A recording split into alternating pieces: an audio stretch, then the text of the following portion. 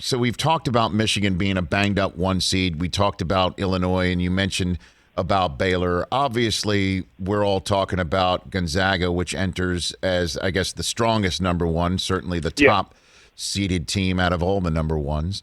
And the opportunity to go undefeated. We've been waiting for Mark Few to cut down a net. Do you think this is it, and they're going to go undefeated on the season in the process, Clark? I do. I picked them in the bracket that I had to reveal after the selection show, well, in the last segment of our selection show on Sunday, and I picked Gonzaga.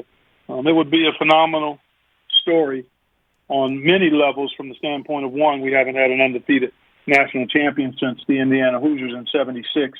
But two, amidst the backdrop of the pandemic, Mark Few and Gonzaga have been a big-time program. I mean, they're elite as a basketball program. They maybe have the championships that Kentucky and Carolina and Duke, Kansas, others have. But clearly in this last 15-year period, they've been right on the same level of those schools in terms of production and wins, sans the championship.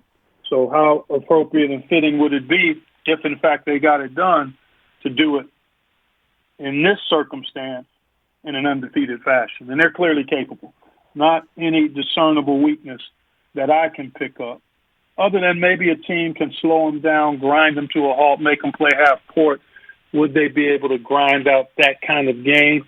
I say they could, but that would be the one area where I might hesitate. But I think they deserve the overall 1 seed, and they're clearly the top favorite in my mind to win it all. And the reason why others might not believe that is why they still can't get over the fact that it's a small school from the state of Washington, that perhaps much of America that might not be as attuned to sports because of the pandemic, let alone college basketball, would hardly even see play an entire half, let alone an entire game. Is that are we still buying that? I think I think part of it, and there's still a pocket of folks out there who follow the game closely that give some credence to the fact that the conference isn't the Big Ten or the SEC or the Big 12. The Big Ten and Big 12 were clearly the top leagues in the country by representation and by quality of play, top to bottom.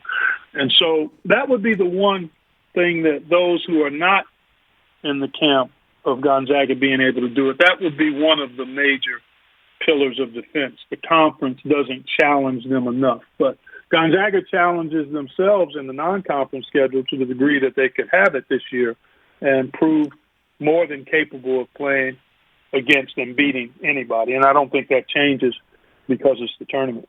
Hey, you watched all the way to the end. Thanks for that. Watch more right here.